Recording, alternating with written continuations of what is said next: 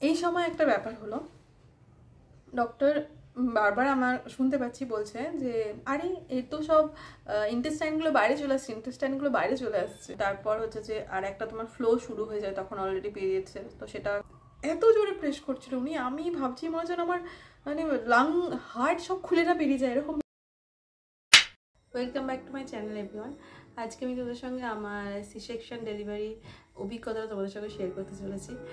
প্রথমে এটাই বলবো যে সি সেকশন হোক বা নর্মাল ডেলিভারি হোক, মা হওয়াটাই প্রত্যেকটা মেয়ের কাছে একটা অন্যরকম অনুভূতি জাগায়। আর দুটো ক্ষেত্রেই অনেক রিস্ক থাকে, দুটো ক্ষেত্রেই অন্য রকমের ভয় থাকে, আর কোনোটাই সহজ নয়, প্রত্যেকটাই কঠিন। তার মধ্যেও আমার মনে হয় নর্মাল ডেলিভারি ক্ষেত্রে রিকভারিটা একটু হলেও ফাস্ট হয়, আর যেটা সি সেকশনের ক্ষেত্রে অনেকটা ডিলে হয়, মানে অন্তত 3-4 মাস তো তোমার লাগবেই, যেটা স্টিচেসটা রিকভারি করতে, আর ইন্টারনাল রিকভারি করতে তো অনেকটাই সময় লেগে যায়। আমার ওদিকে ছানা আই করছে। যাই হোক, তো কথাটা হচ্ছে যে থ্রু আউট দ্য প্রেগনেন্সি আমার কোনো রকমের কোনো কমপ্লিকেশান ছিল না, আর যার জন্য আমার একটা মনে ইচ্ছে ছিল যে হয়তো আমার নর্মাল ডেলিভারি হতে পারে, কজ আমার এটা একটা ইচ্ছে বলতে পারো। তবে সবার শরীর একরকম নয়, আর এটা এখনকার দিনে মনে হয় না খুব একটা পসিবল হয় নর্মাল ডেলিভারিটা। আমি জানি না এটার পিছনে কী রিজন থাকে, অত ভেতরকার যেতে চাইছি না। যাই হোক, মানে কেন করতে চায় না বা কী জন্য করে না, আমাদের নাকি আমরা ক্যাপাসিটি নেই, এই সেই অনেক কিছু বলে দেয়। কিন্তু আমার মনে হয় এটা একটা ন্যাচারাল পদ্ধতি, প্রত্যেকটা মেয়েই সেটা করতে পারে, যেহেতু জন্ম দেওয়াটা সবারই একটা প্রকৃতিগত গুণ, তাই আমার মনে হয় সবাই সেটা করতে পারতো। যাই হোক, তো আসল ঘটনাটায় আসি। সেটা যেহেতু আমার থ্রু আউট দ্য প্রেগনেন্সি আমার কোনো রকমের কোনো কমপ্লিকেশন ছিল না, তো আমার ইচ্ছে ছিল যে নর্মাল ডেলিভারিটা হোক। আমি ঘোরাফেরা, খাওয়া দাওয়া সব কিছুই করেছি, আমি প্রচুর হাঁটাহাঁটি করেছি, প্রায় দিন ডক্টর দেখাতে যাওয়া, মানে কান্না থেকে কলকাতা, এগুলো অনেক কিছু হয়েছে। তো কিন্তু যেদিনকে ডেলিভারির কথা এলো, তো জানলাম যে আমাকে সিজারিয়ানই করা হবে, এছাড়া কোনো অপশান মানে তারা প্রেফার করে, মানে এই আমি যে ডক্টরের কাছে গেছিলাম তিনি সিজারিয়ান ছাড়া কিছু করে না। আরেকটা কথা আমি তোমাদেরকে বলবো যে নর্মাল তোমরা যদি মানে প্রেগনেন্সির জন্য আমার মনে হয় যেগুলো মেটার্নিটি হসপিটাল হয় সেগুলো চুজ করাটা খুব ভালো, যেটা আমি একটু ভুল চুজ করে ফেলেছি। এটা আমার মনে হয় মেটার্নিটি হসপিটাল হলে আমি আরও অনেক কিছু করতে পারতাম, অনেক কিছু আরও ফেসিলিটিসগুলো নিতে পারতাম, যেটা হয়তো বা এখানে পারিনি। যাই হোক, তো আমার সি সেকশন ডেলিভারি হওয়ার আগের দিন কিছু অ্যানেস্থেশিয়া যিনি থাকেন তার সঙ্গে, মানে অ্যানেস্থেসিস্ট যিনি থাকেন তার সঙ্গে গিয়ে আমাকে আলোচনা করতে হয়েছে। এটা আমি আর মা গিয়ে করেছি, কারণ কি সে তোমার সমস্ত বিষয়টা জানতে চায়, যে কি কোনো পাস্ট কোনো হিস্ট্রি আছে কি না, কোনো রকমের অ্যালার্জি আছে কি না, অনেক কিছু জিজ্ঞাসা করে। প্রায় 1 ঘন্টার আমার কাউন্সিলিং মানে চলেছিল ওনার সঙ্গে আলাপ আলোচনা। তো তারপরে তিনি কিছু ব্লাড টেস্ট আমাকে দিয়েছিল, যেগুলো কিনা এমনিতে হবে না, মানে সেগুলো ওই হসপিটাল থেকেই করতে হবে, অন্য জায়গা থেকে করা যাবে না। সেই ব্লাড টেস্টটার উপরে ডিপেন্ড করবে যে আমি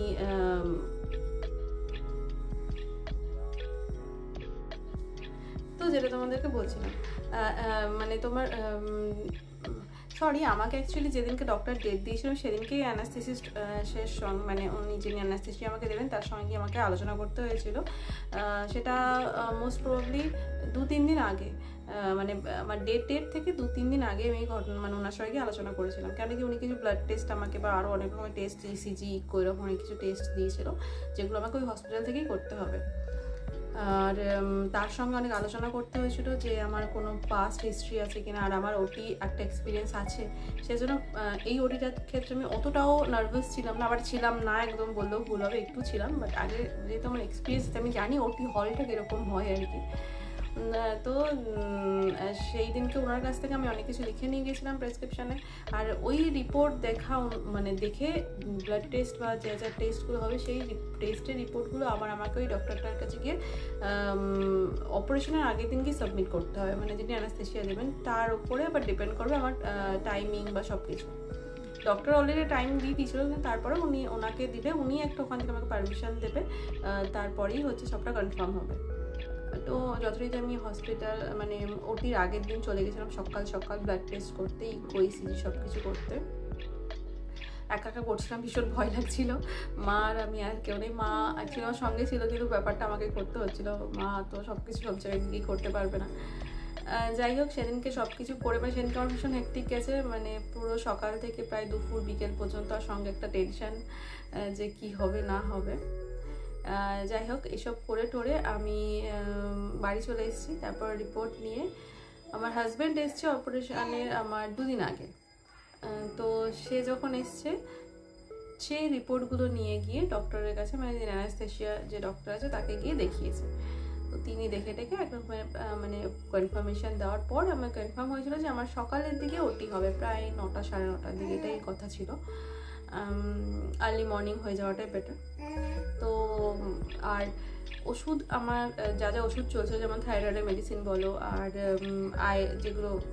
ফলিক অ্যাসিড আর ক্যালসিয়ামের যে মেডিসিন চলছিল, সেগুলো আমার অপারেশনের 2 দিন আগে বন্ধ হয়ে গেছিলো। আর থাইরয়েডের মেডিসিনটা সেই দিনকে রাত্রেবেলায় 3টের সময় খেয়ে আর কিছু খাওয়া যাবে না, মানে জল আর খাওয়া যাবে না। আর খাবার খেয়েছিলাম আমি প্রায় 9টা সাড়ে 9টা নাগাদ, আগের দিন অপারেশনের আগের দিন 9টা সাড়ে 9টা।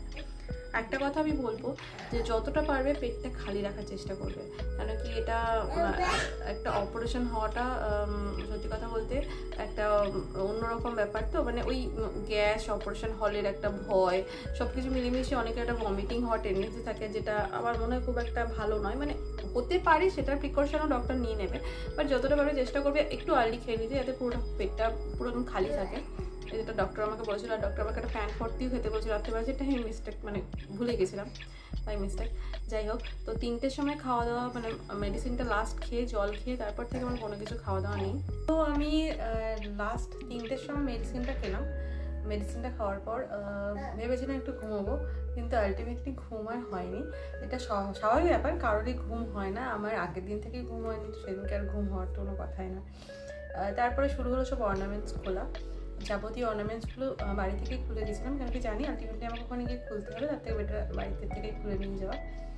আর শুধুমাত্র পায়ের রিং দুটো, টো রিং যেটা, সেই দুটো আমার পরা ছিল, কিন্তু সেই দুটো পরে আমি খুলে ফেলেছি আর কি, মানে ওখানে গিয়ে পরে খুলে ফেললাম। আমার কথা ছিল 6:30টার মধ্যে হসপিটালে ইন করতে হবে, কিন্তু একটু প্রবলেম হয়ে গেছে। সেটা হচ্ছে গাড়ি আসতে আমার একটু ডিলে করে যাবে, ওখান থেকে যে আমরা ওলা উবের করেছিলাম সেগুলো একটু দেরি হয়ে গেছিলো, সেগুলো যেতে মানে আসতে আর কি। তো সেই জন্য আমাদের একটু লেট হয়ে গেছিলো হসপিটাল পৌঁছাতে। আমরা অলমোস্ট 7টা সাড়ে 7টা বেজে গেছিলো যখন হসপিটালে গেছিলাম। ভিডিওতে তো তোমরা দেখিয়েছো, আমার বড়দা, বৌদি ছিল, মা ছিল, আর হাজব্যান্ড ছিল। তারপরে গিয়ে পরে যেটা হয় সেটা হচ্ছে বিলিং সেকশনে একটা থাকে, মানে পেমেন্টটা মিটিয়ে নিতে হয়। আর যেহেতু এটা একদম একটা প্যাকেজ সিস্টেম থাকে, তো প্রথমে পেমেন্টটা মিটিয়ে দিতে হবে, আর এক্সট্রা যদি কিছু লাগে তখন সেটা ওরা পরে আবার চার্জ করবে, কিন্তু এক্সট্রা কিছু আর লাগেনি। আর অনেক ক্ষেত্রে হয় যে কিছু যদি বাকি হয় সেটা রিফান্ড করে, কিন্তু এখানে রিফান্ডের কোনো মানে কথাই নেই, যেহেতু এটা একেবারেই প্যাকেজ সিস্টেম ছিল। তো যাই হোক, এরপর হচ্ছে বিলিং সেকশন আমাকে একটু যেতে হয়েছিল, কিছু সাইন ফাইন ছিল আমার আর কি, সাইন করতে হয়েছিল। এরপর শুরু হচ্ছে ধুকপুকানি। আলটিমেটলি আমি এগোচ্ছি আমার মেন যে উদ্দেশ্যে, সেটা গেছি। মানে এতদিন এই 9 মাস ধরে যে মানে দিনটার অপেক্ষা করছিলাম, সেই দিনটা আসলে আসতে চলেছে। এই দিনটাকে নিয়ে আসলে যতটা মানুষের মধ্যে উৎসাহ থাকে, এটার ভয়টাও কিন্তু বেশ অন্যরকমের। যতই বললে কিনা ভয় লাগে না, আমার মনে হয় সবারই একটু ভয় লাগে। আর যাদের ফার্স্ট ওটি অপারেশন হল প্রথম যাওয়া, তাদের তো একটু বেশিই লাগবে। আমার যদি ওটা সেকেন্ড টাইম ছিল, দেন আমার একটু হলেও মানে জানা ছিল বলে একটু কম লাগছিল বলবো না, পুরোপুরি আবার ভয় লাগছিল। যাই হোক, যখন পৌঁছেছে তারপরে গিয়ে পরে ওরা অনেকগুলো যে নার্স থাকে, তার অনেক প্রসিডিওর থাকে। মানে অ্যাকচুয়ালি আমার উচিত ছিল একটু আগে যাওয়া। নার্স ছিল, সে খুব রেগে ছিল আর কি আমার উপর, বলছে এত দেরি কেন, অনেক রকমের কাজ করতে হয়। তো অনেক কিছু প্রসিডিওর ওদের থাকে আর কি, মানে চ্যানেল করা, তারপর হচ্ছে যে কিছু ক্লিনিং প্রসেস থাকে, এগুলো তো জানোই তোমরা। তারপর ওরা যে অ্যানেস্থেশিয়া যিনি দেবেন তাকে আবার কল করতে হয়, সে আবার কিছু নোট ডাউন করে। তো এই সব মিলিয়ে মিশিয়ে কিছু ড্রেস পরতে হবে, তিন রকমের ড্রেস থাকে। তো এগুলো সব মিলিয়ে মিশিয়ে করতে অনেকটা সময় লেগে যায়। তো আমাকে কিন্তু প্রথমে কোনো স্যালাইন বা কোনো কিছু মেডিসিন কিছুই দেওয়া হয়নি, শুধু চ্যানেলটা করে রাখা হয়েছিল, কেন কি পরে মেডিসিন দেওয়া হবে বলে। তো এই সব করতে আমি ধূপপুকাঠি নিয়ে বসে আছি। তারপর আমাকে প্রায় 8:30 পৌনে 9টা নাগাদ আমাকে ওটি রুমে নিয়ে যাওয়া হয়েছে। আর বিশ্বাস করো আগের দিন যেহেতু ঘুমোইনি সেই জন্য এত একটা ঘুম পাচ্ছিল।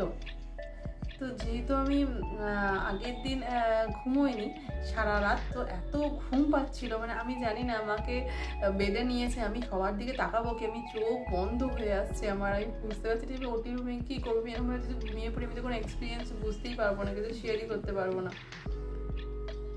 তারপরে হচ্ছে যে দেখছি তিনি আমার দিকে তাকিয়ে আছেন নাকি ড্যাব ড্যাব করে, হচ্ছে মা এসব কী করছে।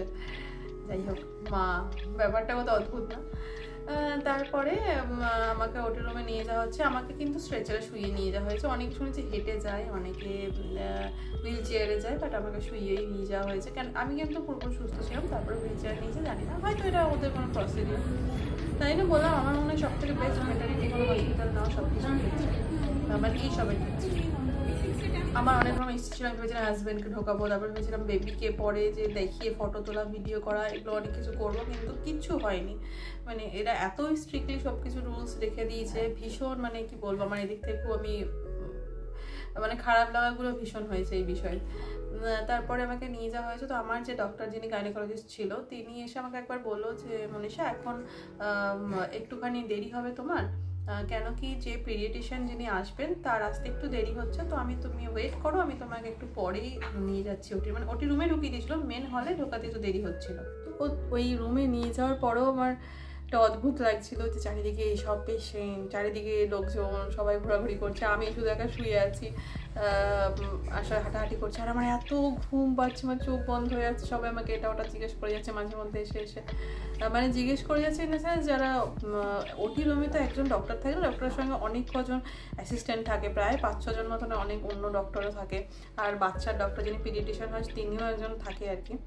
তো অন্য ডক্টররা মাঝে মাঝে এসে আমার সঙ্গে কথা বলে যাচ্ছে আর কি, যে ঠিক আছে কিনা, এমনি কোনো ভয় লাগছে কিনা, এসব আর কি কথাবার্তা চলছে।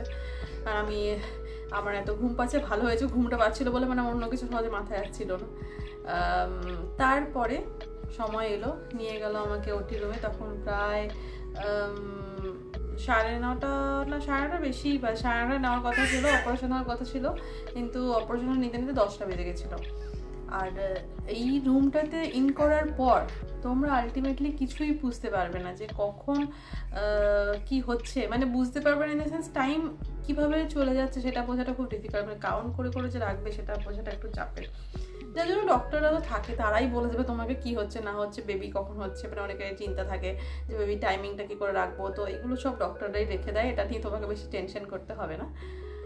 তো এইবার হেলে হচ্ছে রুমে প্রবেশ করা, অদ্ভুত বড় একটা রুম, আরও পাশে একটা কিছু অপারেশনের মতনই, মানে বেড ছিল কিন্তু কিছু হয়নি ওখানে, আমি একাই অপারেশন আমার হচ্ছিল, পরে একজনকে মানে এনেছিল মনে হয়েছে, বাট আমার এতটা খেয়াল নেই।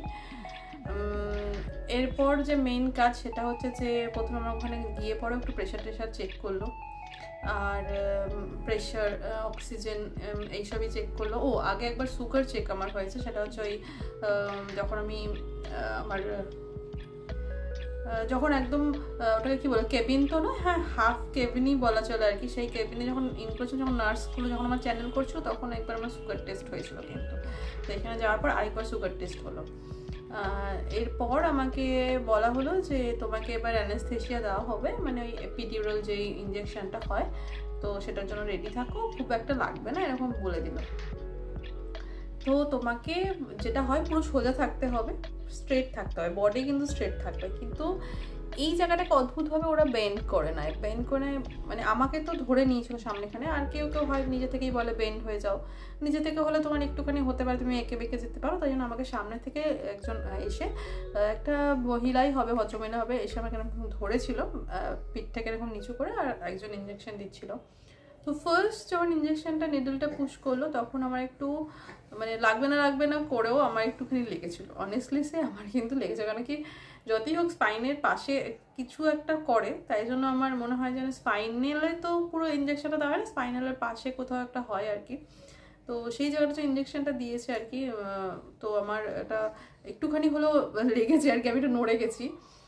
তারপরে সেকেন্ড টাইম মানে ওই সুচটা যে ইন করবে সেটাও আমি বুঝতে পেরেছি। আমাকে আবার বলছে যে এবার ইঞ্জেকশনটা দিচ্ছি, একটুখানি লাগতে পারে, পিঁপড়ে কামড়ানোর মতন কিছু হবে না। এই যে পিঁপড়ে কামড়ানোর মতন বলে দেয়, আলটিমেটলি পিঁপড়ে কামড়ানো থেকে একটু বেশি লাগে, আমার লেগেছে। আমি জানি না কার কী হয়, এটা সবার সবার পার্সোনাল এক্সপিরিয়েন্স থাকে। তো আলটিমেটলি ওটা পুশ করলো, তারপরে হয়ে গেল ওদের কাজ ওখানে সমাপ্ত। এরপর আমাকে আস্তে আস্তে শুইয়ে দেওয়া হলো বেডে, দিয়ে আমাকে বললো যে তুমি বলবে তোমার পাটা ফিল করতে পারছো কিনা, কখন থেকে মানে তুমি ফিল করতে পারছো না সেটাও তুমি আমাদেরকে জানাবে।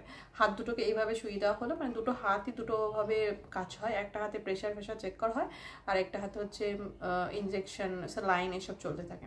আর ওই রুমে হসপিটালে মানে ওই যখন operation, through out the operation যে কতগুলো তোমার স্যালাইন ওয়াটার চলে যায় তুমি বুঝতে পারবে না, ঢকঢক ঢকঢক করে তখন স্যালাইন ওয়াটার যায় শরীরে, মানে 2-3টে তো ওখানে শেষ হয়েই যায়।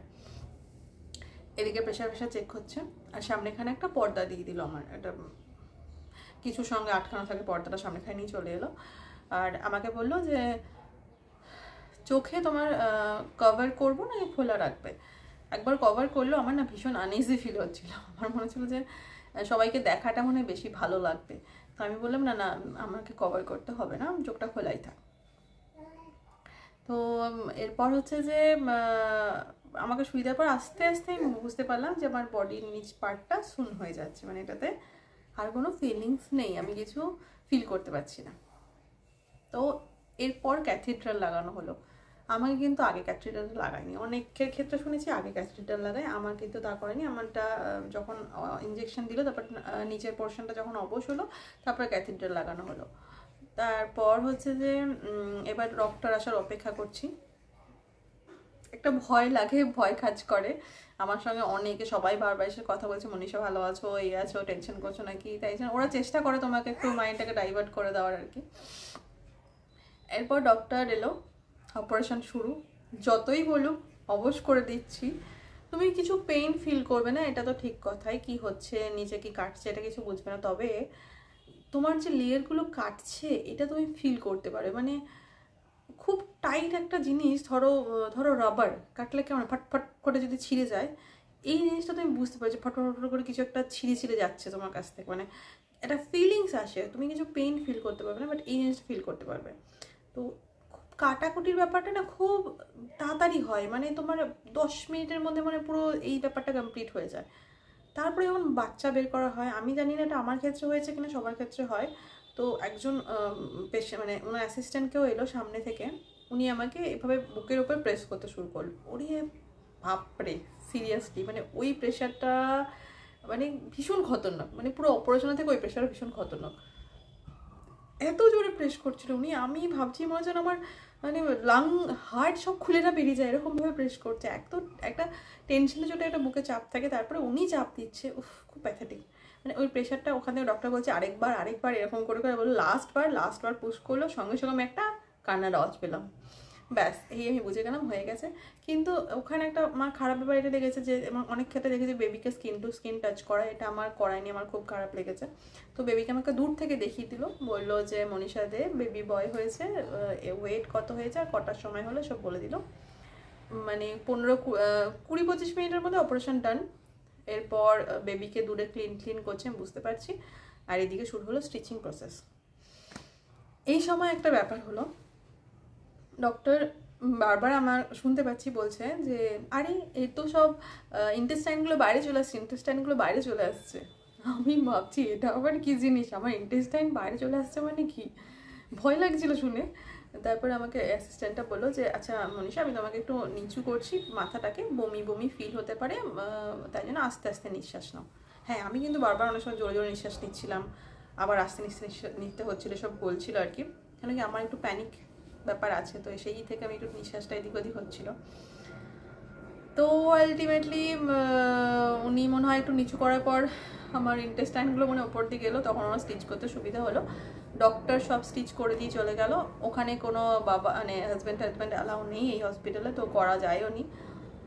তো সব স্টিচ করে দেওয়ার পর লাস্টের একটা দুটো লেয়ার মনে হয় না অ্যাসিস্ট্যান্টের জন্য ছেড়ে দেয়। তখন স্যার আমাকে কংগ্রাচুলেশন জানালো আর বললো যে ঠিক আছে মনীষা আমি এখন যাচ্ছি, বাকিটুকু ওরা করছে। আমি ভাবছি বাকিটুকু মানে কি আপনি কিছুই করেননি? বলছে না না আমি সবই করে দিয়েছি। আমি বললাম স্যার মানে আপনি করবেন না? বলছে না না আমি সবই করেছি, ওরা শুধু বাকিটুকু করছে। আমি না সত্যি ওই সময় একটু বেশি মানে কি বলবো বোল্ড হয়ে গেছিলাম, মানে বলে দিচ্ছিলাম যেটা মনে আসছিল, কারণ একটু ভয় থেকে আর আমি নিতে পারছিলাম না। যেমন যখন অপারেশন করছো তখন আমি বললাম স্যার আপনি আসেননি, তখন স্যার বলছে না না আমি এসেছি, আমি কোথায় চলে যাবো, তোমার অপারেশন তো আমিই করবো। এইসব হলো। তারপরে সময়টা খুব প্যাথেটিক হয় যখন তোমাকে মানে ওদের অবজারভেশন রুমে রাখে প্রায় 1 আওয়ার মতন। একটা কাঁপুনি, ভীষণ কাঁপুনি। ওরা আমাকে একটা ওয়ার্মার দিয়েছিল যাতে আমি গরম হই, অ্যাকচুয়ালি না দিলে ওটা থাকা যাবে না, ভীষণ ঠান্ডা কাঁপুনি হয়। 1-1.5 ঘন্টা পর আলটিমেটলি আমাকে বেডে দিল, সবার মুখটা দেখলাম। তখনও পর্যন্ত আমি আমার বেবির মুখ কিন্তু দেখিনি, সবারকে দেখতে পেয়ে গেছি, সবাই বুঝতে পেরেছি আমার মুখ চোখ ফুলে ঢোল হয়ে রয়েছে। আর পেইন সেই দিনকেও সেভাবে ফিল হয়নি, রাত্রেবেলা তো ফিল হয়নি। কতটা খুব ভালো ভালো পেন কিলার হয়তো ইউজ করে বা কিছু আমি জানি না, তো যার জন্য আমার কোনো রকমের পেইন ফিল হয়নি। আর স্যালাইনও তারপরে চলেছে, রাত্রেবেলাতেই যা চলা চলেছে। পরের দিন সকালে একটা পেন কিলার দেওয়া হয়েছিল শুধু ওই যে ড্রিপসগুলোর থ্রু। তারপর থেকে আমার এটা চ্যানেল খুলে দেওয়া হচ্ছিল, মানে চ্যানেল আমাকে পরেই খুলেছে কিন্তু আমাকে তারপরে ওরাল দিচ্ছিল, মুখে ওষুধ দিয়েছিল। ড্রিপসের থ্রু ওই পরের দিন পর্যন্ত দেওয়া হয়েছিল। আর পরের দিন যেটা হয় সেটা হচ্ছে একটা বারবার আমাকে বলেছিল পাগুলো একটু একটু করে নাড়াবে, নইলে তোমার মুভ করতে অসুবিধা হতে পারে, পরে পেইনটা বেশি ফিল হতে পারে।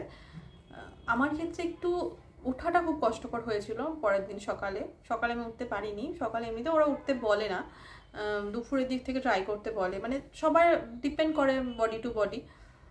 আমাকে ডক্টর বলেছিল চেষ্টা করবে দুপুরের দিক থেকে একটু একটু করে, তো আমি একটু একটু করে চেষ্টা করেছিলাম। কষ্ট হয়েছিল, ভীষণ কষ্ট। ফার্স্ট স্টেপটা অ্যাকচুয়ালি কষ্ট হয়, কার হয় কি না জানি না, আমার খুব কষ্ট হয়েছিল।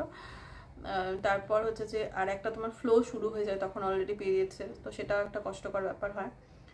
তো সব মিলিয়ে মিশিয়ে বলবো যে জার্নিটা অন্যরকম ছিল, সবার ক্ষেত্রে একটা অন্যরকম থাকে। জার্নিটাকে চেষ্টা করলাম আমি তোমাদেরকে যতটা পারলাম শেয়ার করার। তবে এটুকু বলবো যে মনে ভয় থাকলো এই এক্সপিরিয়েন্সটা। আলটিমেটলি আমার বেবির ফেস আমি সেনকে দেখেছিলাম সন্ধ্যেবেলাতে, আর বেবিকে তখন ফিড করানো হয়েছিল। যদিও সি সেকশনের ক্ষেত্রে মানে সবার একই রকম সময় মানে মিল্কের ফ্লো আসে না, আমার যেমন 2 দিন পরে এসেছিলো, সবার কেমন আছে জানি না। তো কিন্তু বেবিকে তখন ফিড করানোর চেষ্টা করানো হয় যাতে ফিড যত বেবি করবে তত বেশি মিল্ক ফ্লো হবে, তাই জন্য। তো যাই হোক চলো ভিডিওটা এখানে এন্ড করছি। তোমাদের যদি আর কিছু কোয়ারিজ থাকে আমাকে জানিও। দেখা যাচ্ছে নেক্সট ব্লগে। বেবিকে নিয়ে এখন এটুকু ভিডিও করা সম্ভব। টাটা, ভালো থেকো, সুস্থ থেকো।